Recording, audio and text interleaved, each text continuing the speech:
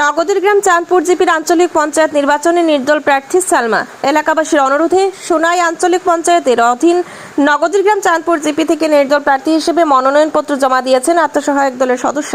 প্রতিবারই এলাকা সরগরম করে তুলে সোনাই নগদীর গ্রাম জিপির পঞ্চায়েত নির্বাচন।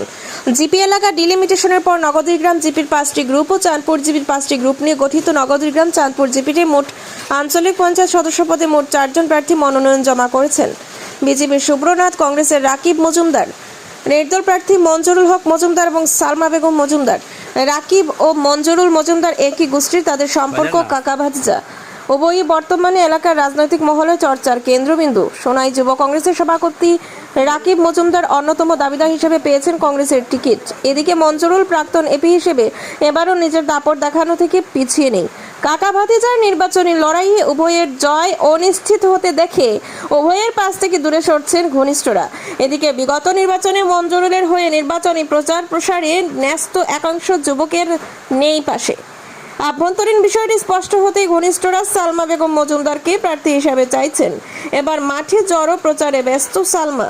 এদিকে এক মহলের দাবি সালমা বেগম নগদীর গ্রাম চাঁদপুর জিপির আঞ্চলিক পঞ্চায়েত নির্বাচনে জয় নিশ্চিত করবেন অথবা কোন প্রার্থীকে জয়ের লক্ষ্যে পৌঁছানোর মূল বাহক হতে চাচ্ছেন, সেটি হবে লক্ষণীয়। আগামী মে মাসের 2 তারিখ সমগ্র আসামের সাথে সাথে আমাদের বরাক উপত্যকার কাছাড় জেলার সোনাই বিধানসভা সমষ্টির 132 নম্বর নগদীর গ্রাম চাঁদপুর জিপিতেও আসন্ন পঞ্চায়েত নির্বাচন। উক্ত নির্বাচনে আঞ্চলিক পঞ্চায়েত সদস্য পদে আমাদের নির্দলীয় প্রার্থী সালমা বেগম মজুমদারের প্রচারে আমরা নির্বাচন ঘোষণা হওয়ার পরের দিন থেকে আমরা ঘরে ঘরে প্রচার চালিয়ে যাচ্ছি। এখন পর্যন্ত আমরা ভোটারের কাছ থেকে যে সাড়া পেয়েছি, আমরা আশাবাদী আমাদের নির্দল প্রার্থী কাপ প্লেট প্রতীক চিহ্নে বিজেপি প্রার্থীর সঙ্গে হাড্ডাহাড্ডি লড়াই হবে। অবশেষে আমরা জয়ী হব। আরও যে একজন কংগ্রেস দলের প্রার্থী এবং আরেকজন নির্দল রয়েছেন, ওনারা একই পরিবারের 2 জন। তো ভোটারের কাছে আমরা এটাও তুলে ধরছি, যদি একজন ক্যান্ডিডেট নিজের পরিবারকে সামাল দিতে পারে না, তাহলে ভোটারদের নির্বাচিত হওয়ার পরে কীভাবে সামাল দিবে। তাই আমরা আশাবাদী আমাদের যে প্রার্থী সালমা বেগম মজুমদার কাপ প্লেট প্রতীক চিহ্নে, আমরা আরেকজন বিজেপি প্রার্থী রয়েছেন, ওনার সঙ্গে আমাদের হাড্ডাহাড্ডি লড়াই হবে এবং আমরা জয়ী হব।